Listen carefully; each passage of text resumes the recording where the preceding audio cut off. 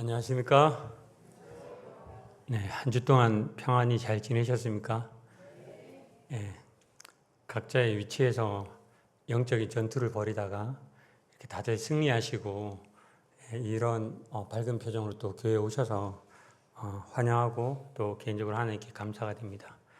아까 그 아이를 축복하는 그 기도하는 시간이 있었는데 혜원이가 이제 격려금을 주니까 눈을 번쩍 뜨는 모습을 보면서 예, 돈이 좋긴 좋구나. 아이의 눈까지 뜨게 한다는 그 돈. 예.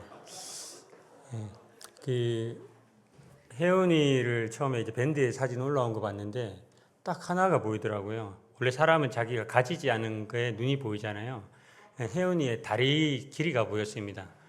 예, 그래서 신생한데 이런 다리 길이를 가지고 있을 수 있을까라는 생각을 했는데 부모의 어떤 키를 봤을 때는 충분히 가능하겠다라는 그런 생각을 했었습니다. 참 부럽기도 하고요.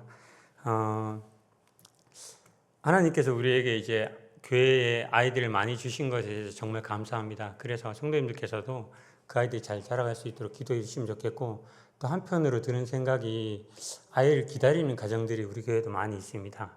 그런 가정들도 하나님께서 합당할 때 아이를 주실 수 있도록 그렇게 함께 기도해 주셨으면 좋겠습니다. 오늘 저는 성도님들과 쉽고도 어려운 주제를 가지고 본문을 가지고 함께 그 말씀을 나누고자 합니다. 제가 이제 쉽다고 이제 말씀드린 이유는 잘 아는 본문이어서 쉽다라고 말씀드린 거고요. 어렵다고 이제 말씀드리는 이유는 이 본문을 적용하는 데 있어서 제 개인적으로 약간 어렵게 느껴져서 그렇게 한번 표현해 보았습니다. 오늘 이제 말씀의 본문은 주보에도 나와 있는 대로 창세기 22장 1절부터 2절인데 제목은 이삭을 바치라입니다. 이 본문에 있는 내용을 이따가 읽어볼 텐데 본문에 있는 내용을 그대로 가지고 와서 제목을 붙인다면 그를 번제로 드리라라고 해야 되는데 이 성도님께서 말씀을 듣고 이제 적용하시는 데 있어서 기억에 오래 남을 수 있는 제목이 어떤 것일까 생각해 보다가 이삭을 바치라라는 제목으로 한번 바꿔봤습니다. 다 같이 오늘 본문인 창세기 22장 1절 2절을 찾아서 함께 읽어보겠습니다. 창세기 22장 1절 2절입니다. 짧은 본문이기 때문에 다 같이 한 목소리로 한번 읽어보겠습니다. 그 일 후에 시작. 그 일 후에 하나님이 아브라함을 시험하시려고 그를 부르시되 아브라함아 하시니 그가 이르되 내가 여기 있나이다. 여호와께서 이르시되 내 아들 내 사랑한 독자 이삭을 데리고 모리아 땅으로 가서 그를 번제로 드리라. 오늘 본문은 잘 아시다시피 하나님께서 아브라함을 시험하는 내용입니다. 이 시험을 이 무사히라고 표현하는 것이 맞을지는 모르겠지만 이 시험을 무사히 통과한 아브라함은 이를 계기로 믿음의 조상이라는 이 명예로운 호칭으로 불리게 됩니다. 오늘 말씀은 먼저 이 아브라함이 어떤 사람인지에 대해서 먼저 말씀드리고 난 후에 이 본문의 내용인 아브라함의 시험 과정에 대해서 한번 살펴보려고 합니다. 그리고 난 다음에 이 과정을 통해서 하나님께서 오늘날 믿음으로 살아가고 있는 이 그리스도인들에게 어떻게 살아가기를 원하시는지 우리에게 적용할 부분에 대해서 같이 한번 말씀드리기를 원합니다. 먼저 아브라함이 어떤 사람인지에 대해서 말씀드리겠습니다. 아브라함이라고는 이제 뒤에 이름이 바뀌어서 있는데 원래 아브라함은 아브람이라는 이름으로 이제 존귀한 아버지라는 이름으로 창세기 11장에 그의 족보부터 등장합니다. 창세기 11장에 이제 전반부에 바벨탑 사건이 기록되고 있고 그 이후에 바벨탑 사건 이후에 하나님께서 지면으로 사람들을 흩으십니다. 그래서 여러 족속으로 나뉘게 되는데 그 가운데 셈 족속에 해당하는 셈 족속이 있는데 아브라함의 조상은 이 셈 족속이었습니다. 아브라함의 아버지 데라는 이제 수메르 문화의 중심지. 지금 이제 수메르 문화라고 하면 이 문명의 발달했던 그 최초의 어떤 그런 문명의 발달 중심지인데 지금으로 하면 엄청나게 이제 발달된 그런 도시라고 볼 수 있죠. 현재의 지역으로 보면 이라크 지역이 이 수메르 지역입니다. 거기에서 아브라함과 아브라함의 아버지는 이방신을 섬겼던 자였습니다. 근데 그곳에서 그곳에서 아브라함과 아버지는 하란이라는 곳으로 이동하게 되죠. 이동하고 거기서 옮겨서 지내다가 하나님께서 아브라함을 부르시고 그리고 그와 약속을 하시고 그를 가나안 땅으로 이주시키십니다. 그가 하나님의 명령대로 이주한 이 가나안 땅에는 이미 여호와를 모르는 사람들이 이미 거주하고 있었고요. 도시국가를 이루어서 생활하고 있었습니다. 그럼에도 불구하고 하나님께서는 그 땅을 아브라함 후손에게 주시리라고 약속하셨고요. 그러면서 그의 이름을 아브라함에서 열방의 아버지, 열국의 아버지라는 아브라함으로 이름을 바꿔주셨습니다. 이 아브라함이라는 이름의 뜻은 하나님께서 아브라함을 통해서 실현하시고자 하는 그 의지를 이름에다 보여주신 것이죠.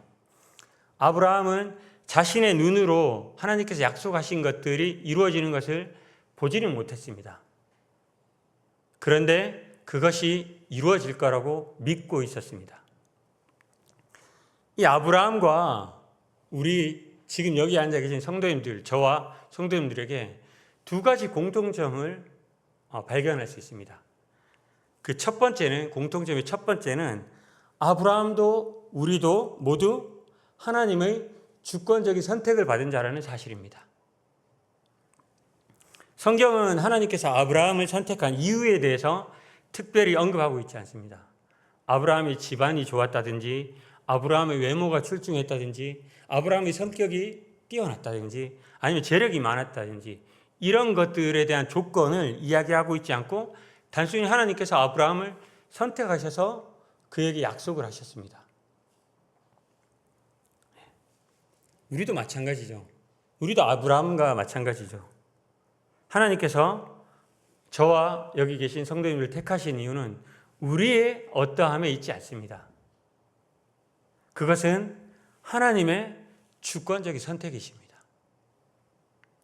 만약 하나님께서 우리를 택하심에 있어서 어떠한 조건이라든지 아니면 어떤 단서라도 달았다면 어떻게 되었을까요? 아마 저와 같은 사람은 하나님께 선택받을 수 있었을까요? 솔직히 자신은 없습니다. 여기 계신 분 중에 선택받으셨을 분도 있겠지만 저는 자신은 없습니다. 그렇기에 하나님께서 우리를 택하신 것은 하나님의 온전한 주권적인 선택이기 때문에 그것은 우리가 곧 하나님께 감사해야 될 제목이 되는 것입니다. 이런 사실에 하나님께서 우리를 주권적으로 선택하셨다는 그 사실을 생각하시면서 감사하면서 살아가고 계십니까? 모두 이걸 기억하시면서 감사하면서 살아가시는 성도님들이 되셨으면 좋겠습니다. 두 번째는 하나님의 약속을 믿음으로 살아갔던 아브라함 믿음으로 살아갔던 이미 이제 죽었기 때문에 돌아가셨기 때문에 믿음으로 살아갔던 사람이고 우리는 현재 믿음으로 살아가고 있는 사람들입니다. 그렇죠? 둘 다 공통적으로 믿음으로 살아갔던 믿음으로 살아가는 자라는 사실입니다. 아브라함도 아까 앞에 말씀드렸다시피 그가 살아있는 동안에 하나님께서 그에게 약속하신 것들 이루어진 것을 봤습니까? 못 봤습니까? 보지 못했습니다. 그런데 그것이 이루어질 거라는 믿음으로 살아갔다는 거죠. 우리도 마찬가지입니다. 우리도 하나님께서 우리에게 하나님과 영원히 함께할 그 본향을 약속하셨습니다. 하나님께서 다스리는 그 나라를 우리에게 약속해 주셨죠. 우리 직접 그것을 보지를 못했습니다. 혹시 여기 계신 성도님 중에 천국을 직접 보고 믿으신 분 계신가요? 혹시 계시면 손 잠깐 들어주시겠습니까? 없죠. 우리 비록 눈으로 보진 못했지만 믿음으로 그 사실을 믿음으로 살아가고 있는 자들이라는 겁니다. 아브라함이 이 보지 못한 것을 믿음으로 그 약속이 이루어질 거라는 것을 믿음으로 살았고 그리고 그 아브라함이 그 믿음으로 살았던 그 이후에 그의 약속이 이루어진 것은 우리에게 큰 희망이 됩니다. 왜죠? 우리가 믿고 있는 것도 이루어질 것이라는 사실이기 때문이죠. 아브라함의 믿음이 이루어진 것처럼 우리의 믿음도 이루어질 것입니다. 방금 이제 아브라함과 우리의 공통점 두 가지를 살펴봤는데 저는 이 공통점 두 가지를 생각하면서 이런 생각이 들었습니다. 믿음의 조상이라는 이 거창한 이 믿음의 조상이라는 이름을 가진 아브라함도 특별하지 않구나. 좀 거만한 생각 같습니까? 그러면서 아브라함도 뭐 특별하진 않으니까 저와 동질감 같은 게 느껴졌습니다. 성도님들 혹시 어떻게 생각되십니까? 아브라함 하면 뭐 특별한 믿음을 가진 이렇게 생각되셨습니까? 오늘 이 말씀을 들으면서 이 순간만이라도 아브라함과 내가 별로 다르지 않다는 그런 동질감을 좀 느끼시면서 말씀을 들으셨으면 좋겠습니다. 왜냐하면 그렇게 들으시지 않으면 다른 나라 사람, 다른 사람의 이야기로 들릴지 모릅니다. 그런데 아브라함도 하나님께서 주권적으로 선택하셨고 믿음으로 살아갔지, 나랑 뭐 특별히 다를 것이 없네, 이렇게 생각하시고 감정을 이입하시면 앞으로 이제 아브라함에게 일어날 일들에 대해서 살펴볼 텐데, 이 일들이 지금 여러분들, 성도님 여러분들과 동일한 상황으로 감정이 이입될 것이고, 그렇게 되었을 때 적용하는 데까지 나아가기가 더 쉬울 것 같아서 한번 그렇게 말씀을 드려보았습니다. 그러면 따라 한번 해보시겠습니까? 믿음의 조상이라는 아브라함도 나와 비슷한 사람이구나. 이렇게 세뇌하시면서 한번 들어보십시오. 지금까지 아브라함이 어떠한 사람인지 대해서 한번 살펴봤습니다. 이제부터는 하나님께서 아브라함과 하신 약속에 대해서 한번 살펴보겠습니다. 하나님께서는 아브라함에게 내가 너로 큰 민족을 이루고 내게 복을 주어 내 이름을 창대하게 하리니 너는 복이 될지라 라고 약속을 하셨습니다. 하나님의 이 약속이 이루어지기 위해서 내가 창대하게 되고 민족을 이렇게 이루고 복이 될지라라고 하는 이 약속이 이루어지는 데 있어서 선행되어야 될 것이 있습니다. 뭡니까? 큰 민족을 이루는 것입니다. 큰 민족. 큰 민족을 이루기 위해서 뭐가 필요합니까? 자손이 있어야 되죠. 그렇죠? 민족을 이루는데 자손이 필요하잖아요. 그런데 아브라함에게 자손이 있었습니까? 없었습니까? 없었습니다. 이제 나이는 계속 차오르는데 이 생물학적인 이거는 끝나가고 있는데 하나님께서 그 약속을 하셨는데도 불구하고 자녀가 없었습니다. 그래서 아브라함은 실망했습니다. 이 실망한 아브라함의 마음을 창세기 15장 2절 3절을 통해서 보면 알 수 있습니다. 한번 보시겠습니다.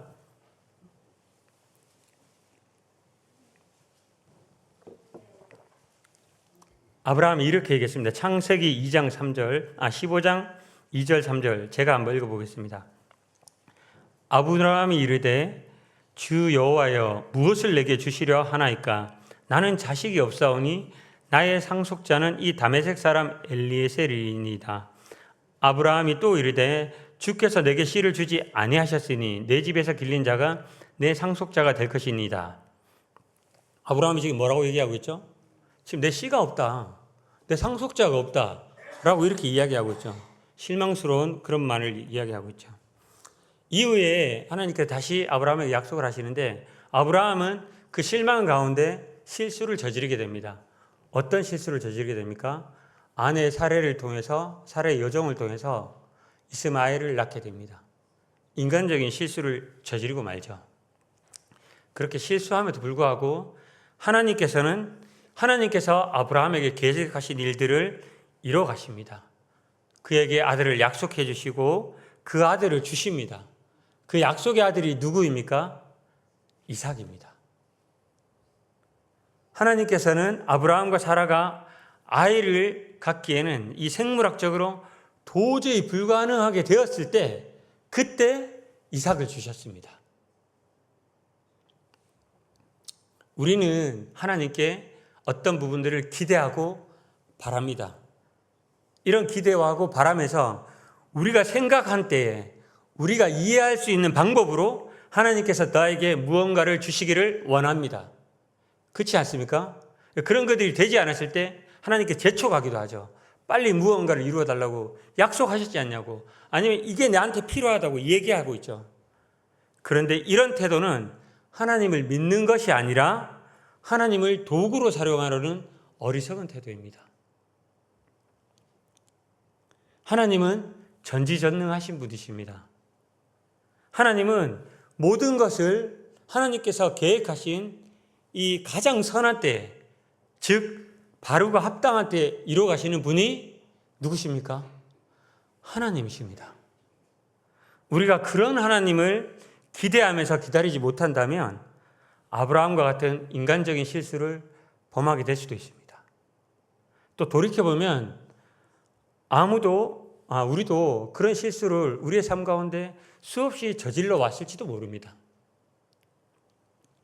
하나님께서는 아브라함이 그런 실수를 하셨음에도 불구하고 신실하신 하나님께서는 당신의 계획을 그대로 이루어 가십니다.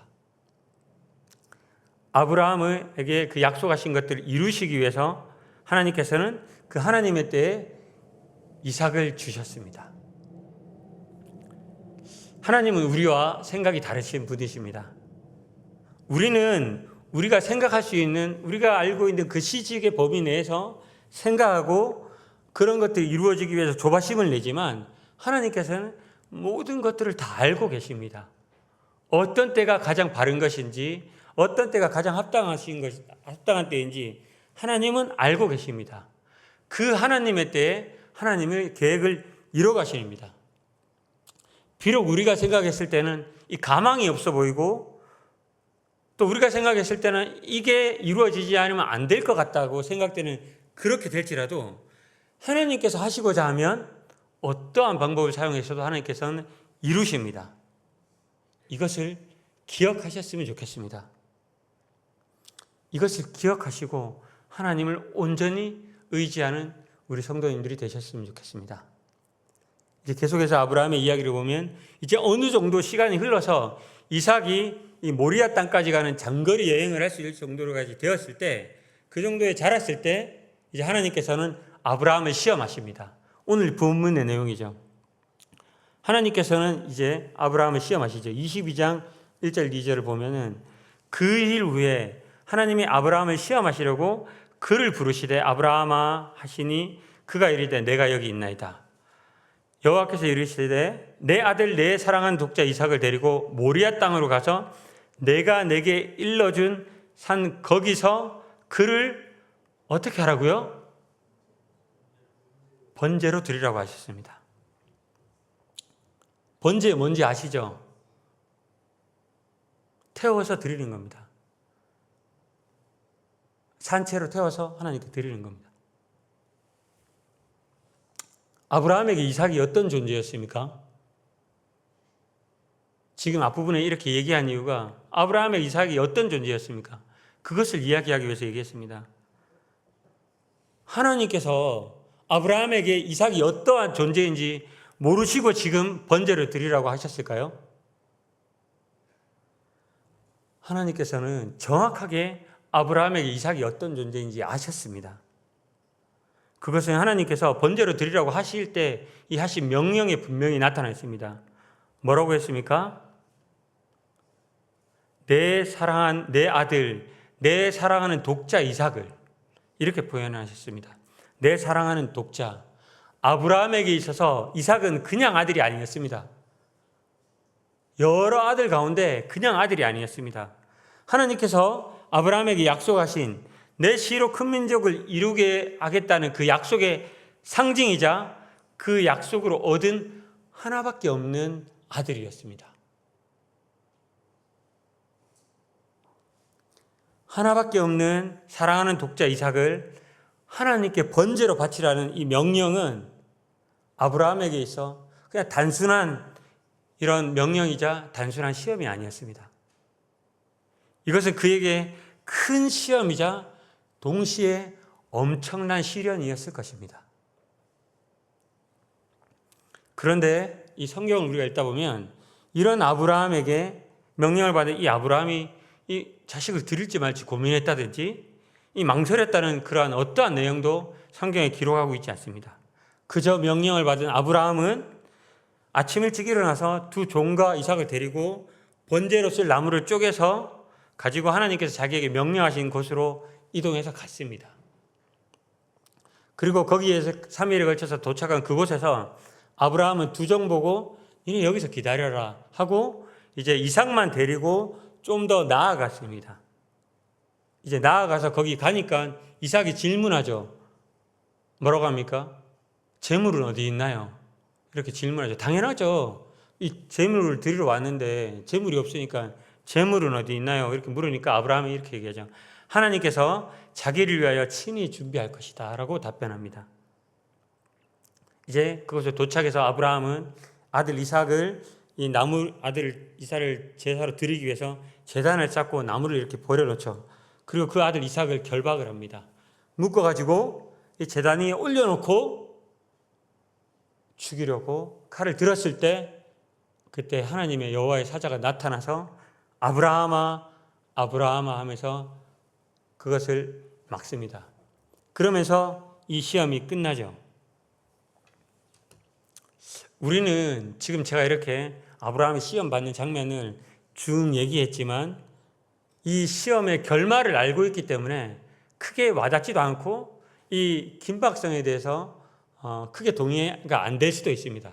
그렇죠. 이미 드라마도 그 결과를 알고 보면은 별로 그런 게 없는 것처럼 이 말씀도 이미 여러 번 들었고 이 상황도 당연히 하나님께서 막으셨고 그 다음에 살려주셨고 이렇게 됐지 이렇게 생각하기 때문에 이제 크게 안 와닿을 수도 있습니다.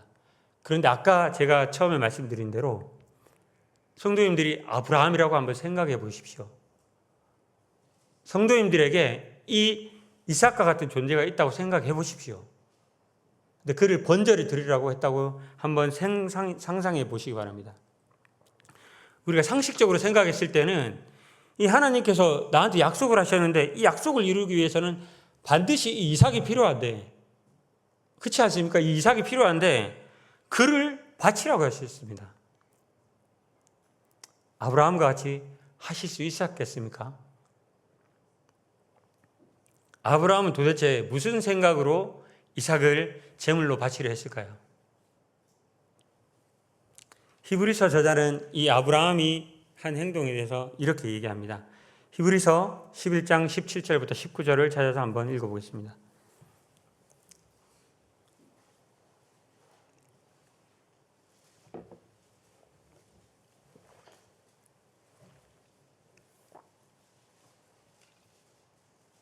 히브리서 11장 17절부터 19절입니다. 같이 한번 읽어보겠습니다. 아브라함은 시작. 아브라함은 시험을 받을 때에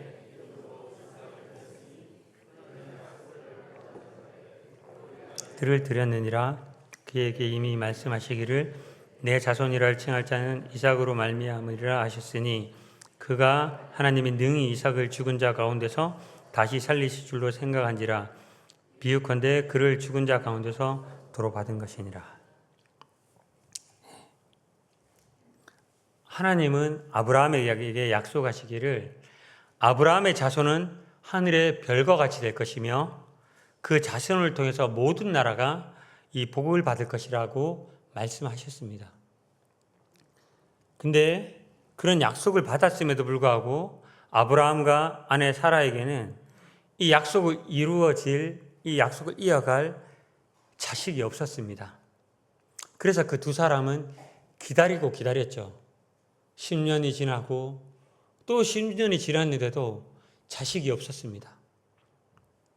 아브라함의 나이는 이미 100세에 이르러서 노인이 되었고 사라도 경수가 끊어져서 아이를 생산할 수 없는 그런 지경에 이르렀습니다.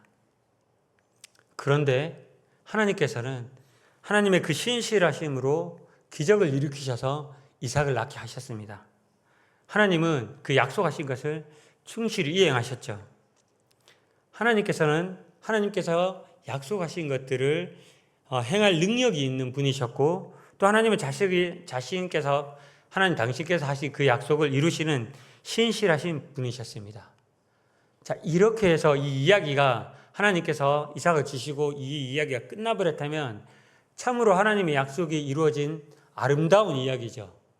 그런데 이후에 이 창세기 22장 본문을 통해서 봤을 땐 이것은 아름다운 이야기에서 끝나지 않고 갑자기 공포물로 변하게 됩니다. 어떻게 변하게 됩니까? 이삭을 제물로 바치라고 합니다.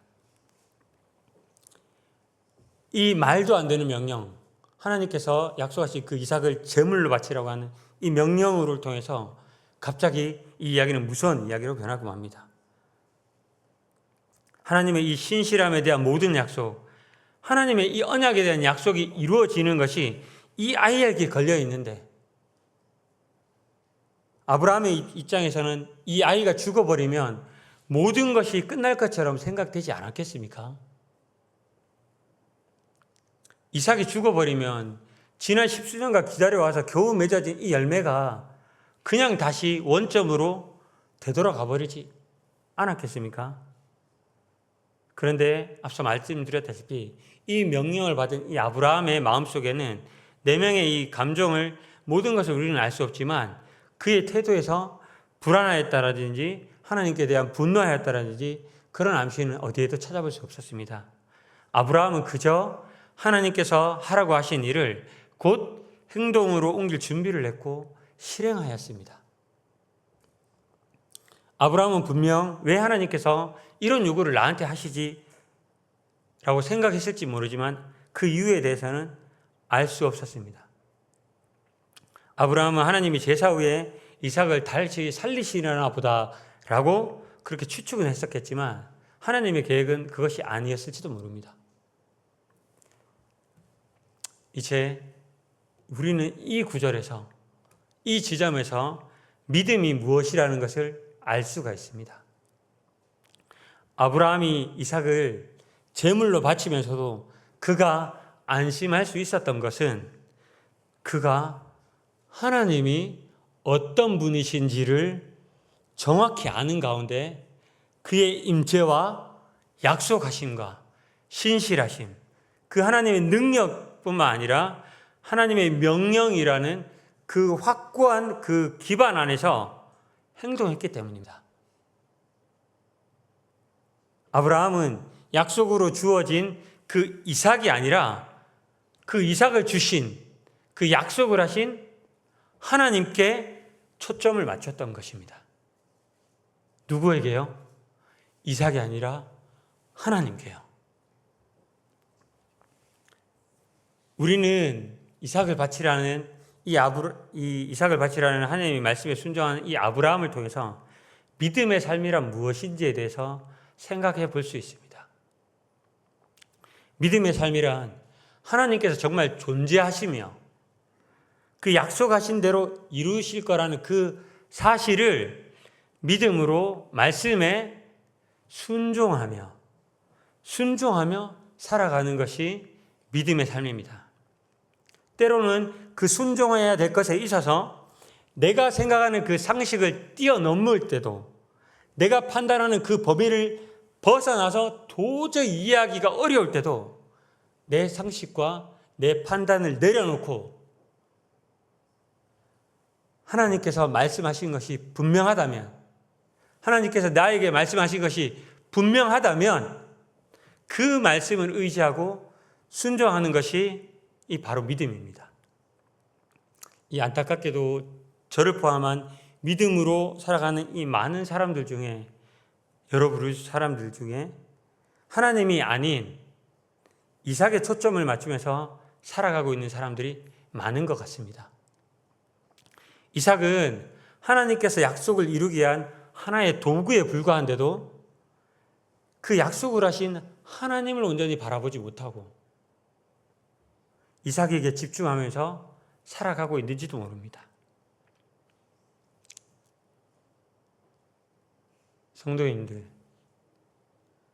성도님들께 이삭과 같은 존재가 있습니까? 한번 생각해 보십시오. 나에게 이삭과 같은 존재가 있을까? 이렇게 생각하시기 어려우시면 하나님께서 성도님들을 시험하기 위해서 무엇인가를 바치라고 한다면 그것은 무엇일까요? 성도님들이 가장 아끼고 사랑하고 의지하고 있는 하나님께서 그것을 바치라고 한다면 그것은 무엇일까요? 그것이 바로 성도님들의 이삭입니다. 아마 각자마다 다를 수는 있겠지만 그것이 바로 성도님들의 이삭입니다. 이제 우리 모두 이 각자의 이삭을 하나님께 믿음으로 바칠 수 있는 그런 성도님들이 되셨으면 좋겠습니다.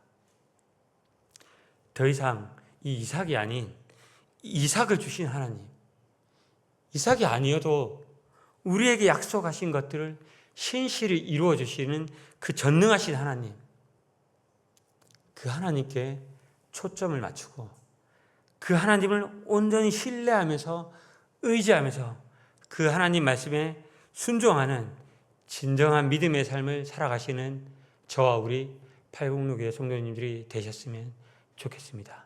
기도하고 마치겠습니다.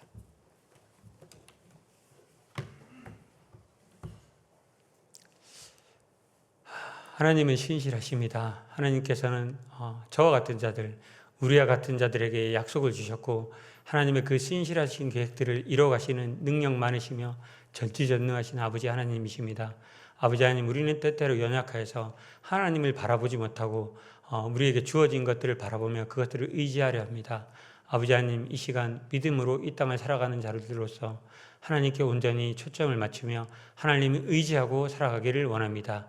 여기 있는 우리 성도님들이 오늘 이 말씀을 듣고 이 말씀을 삶 가운데 적용해서 우리에게 주어진 것들, 우리가 의지해서는 안 되는 것들을 의지하는 것들이 아니라 하나님을 온전히 의지하며 살아갈 수 있는 그런 믿음을 허락하여 주시길 원합니다. 또한 그런 믿음이 연약할 때 하나님께서 도우셔서 이 믿음을 가질 수 있도록 도우시고 이 믿음을 굳건히 붙잡고 믿음으로 살아가는 우리 팔공로교회 성도들이 될 수 있도록 다시 한번 아버지 하나님께 의탁드립니다. 살아계신 주 예수 그리스도의 이름으로 감사함으로 기도드렸습니다. 감사합니다.